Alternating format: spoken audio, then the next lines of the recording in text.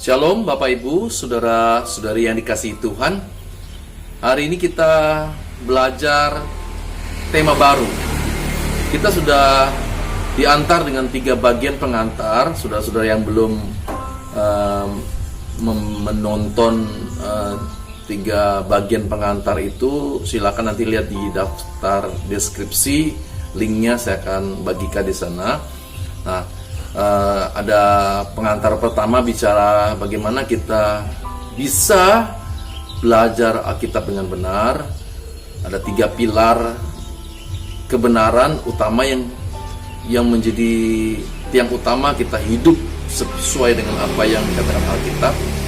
Bagian kedua bicara mengenai perbedaan antara Kristen sebagai agama dan Kristen sebagai jalan hidup. Dan bagian yang ketiga adalah bicara mengenai 4 fasilitas keselamatan, saudara. Jadi saudara bisa melihat dan menontonnya sebelum masuk tema baru ini, karena sebelum diantar kita bisa keliru memahami pembelajaran ini. Saudara-saudara yang belum mengerti tidak apa-apa, nanti bisa ditanyakan kepada saya boleh, atau bertanya di bagian komentar, saudara. Nah, bagian baru ini, tema baru ini bicara mengenai Alkitab, saudara. Dibagi menjadi 3 bagian.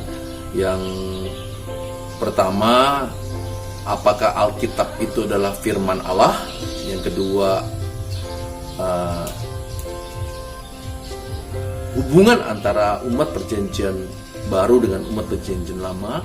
Dan bagian yang ketiga adalah perbedaan antara umat perjanjian baru dengan umat perjanjian lama. Sebelum kita masuki permenungan kita, pembelajaran kita, mari kita berdoa terlebih dahulu. Bapa yang di surga, kami bersyukur saat ini kami boleh belajar mengenai Alkitab, kebenaran-Mu ya Tuhan. Pimpin kami dengan Roh Kudus-Mu, dan kami siap untuk belajar. Kami buka hati, pikiran kami Bapa. Pimpin kami dengan Roh Kudus-Mu agar kami mengerti kebenaran-Mu. Terima kasih Bapa, kami serahkan pembelajaran ke dalam tangan-Mu di dalam nama Tuhan Yesus. Kami sudah berdoa dan mengucap syukur. Amin. Saudara-saudari yang terkasih di dalam Tuhan Yesus, tema Alkitab di bagian pertama ini berbicara, atau subtemanya adalah apakah Alkitab itu adalah firman Tuhan. Alkitab ditulis ribuan tahun yang lalu, saudara, oleh para penulis Injil dan Perjanjian Baru, ada Matius, Markus, Lukas, dan Yohanes, dan Paulus, Rasul Petrus, Rasul Yakobus, dan sebagainya, yang kita kenal dengan Alkitab Perjanjian Baru, dan juga Alkitab Perjanjian Lama yang sebetulnya juga adalah kitab agama Yahudi, saudara. Tetapi karena ada bagian penting yang termaktub di dalam Perjanjian Lama, mengapa Alkitab atau kitab agama Yahudi ini digabungkan dengan Alkitab Perjanjian Baru, saudara. Nah, pertanyaan utama dari bagian ini adalah apakah Alkitab itu firman Allah? Alkitab adalah firman Allah sejauh yang pertama Alkitab itu dipahami dengan benar, ditafsir dengan benar, dengan prinsip-prinsip hermeneutik yang benar.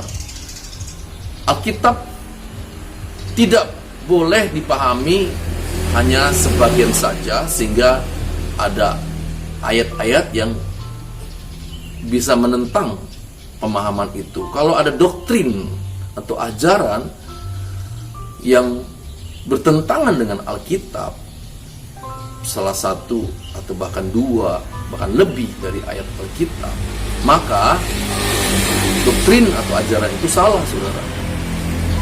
Dari awal sampai akhir, dari kitab Kejadian sampai kitab Wahyu, ayat demi ayat itu saling melengkapi, saudara. Saling mengisi, saling melengkapi, sehingga kita punya pemahaman yang benar mengenai siapa Allah dan apa kehendaknya, apa rancangan keselamatannya atas manusia, yaitu saudara dan saya. Oleh karena itu, sangatlah penting mempelajari Alkitab dengan sungguh-sungguh dengan prinsip-prinsip pemahaman atau penafsiran yang benar.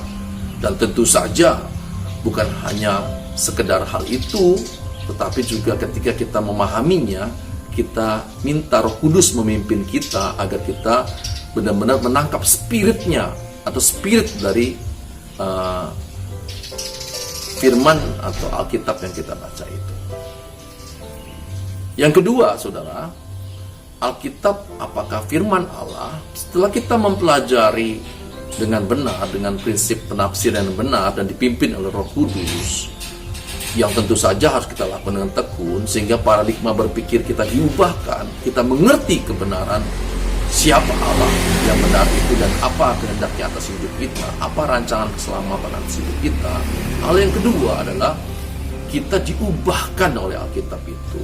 Hidup kita menunjukkan kebenaran Alkitab itu, menunjukkan bagaimana Alkitab itu hidup dalam diri kita, bagaimana firman yang kita baca hari lepas hari itu mengubah hidup kita dan terwujud dalam kehidupan kita sehari-hari.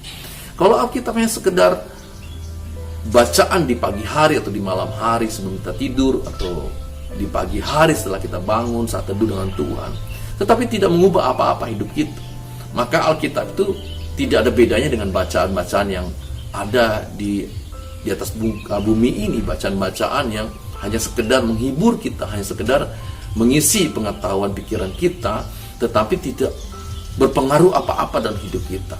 Oleh karena itulah Alkitab menjadi firman Allah. Kalau Alkitab itu hidup dalam hidup kita dan kita menghidupinya, menjadi saksi atas kebenaran Alkitab itu, dengan cara hidup kita yang diubahkan menjadi seperti hidup Tuhan Yesus. Karena kekristenan seperti yang saya katakan di pengantar adalah gaya hidup Tuhan Yesus, bukan hanya agama.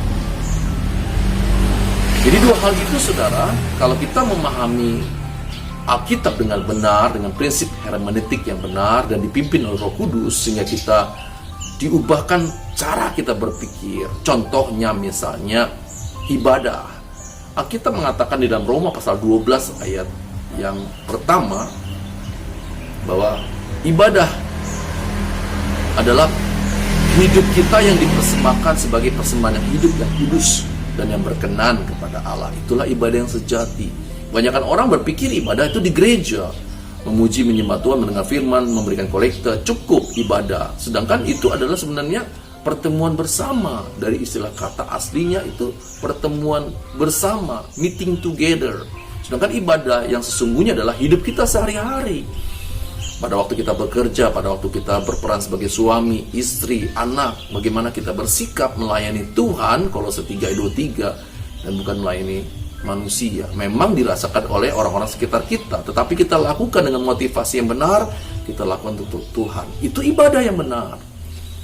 Contoh lain lagi misalnya penyembahan. Proskuneo, memberi nilai tinggi kepada Tuhan. Orang kebanyakan orang berpikir penyembahan itu hanya di gereja, ketika kita memuji menyembah Tuhan dengan lagu-lagu, dengan musik yang meriah. Padahal penyembahan itu adalah hidup kita yang memberi nilai tinggi dalam setiap tingkah laku kita. Apakah kita memberi nilai tinggi dalam pekerjaan kita lebih daripada Tuhan? Memberi nilai tinggi pada keluarga kita daripada Tuhan? Nah, kalau kita memberi nilai tinggi pada pekerjaan kita, maka pekerjaan itulah objek penyembahan kita. Keluarga itu menjadi subjek penyembahan kita. Nah, kalau kita menyembah Tuhan, maka semua hal yang kita lakukan untuk kepentingan Tuhan, untuk meninggikan nama Tuhan, itulah baru penyembahan yang benar. Dua contoh itu menunjukkan bagaimana cara kita berpikir diubahkan. Dengan demikian, kalau kita praktikkan, hidup kita juga berubah, saudara. Dan masih banyak kekayaan Alkitab yang lain yang bisa mengubah hidup kita menjadi seperti yang Bapa ingini. Semoga kebenaran ini mengubah hidup kita sehingga kita menjadi pribadi-pribadi yang dikehendaki oleh Bapa. Mari kita berdoa. Bapa, kami bersyukur jika pada kesempatan hari ini kami boleh belajar kebenaran firman-Mu. Kami akhirnya mengerti, Bapa, bagaimana Alkitab itu menjadi firman Tuhan bagi hidup kami. Terima kasih, Bapa. Pimpin kami hari-hari selanjutnya dengan Roh Kudus-Mu. Kami serahkan tubuh jiwa roh kami. Di dalam nama Tuhan Yesus kami sudah berdoa dan mengucap syukur. Amin.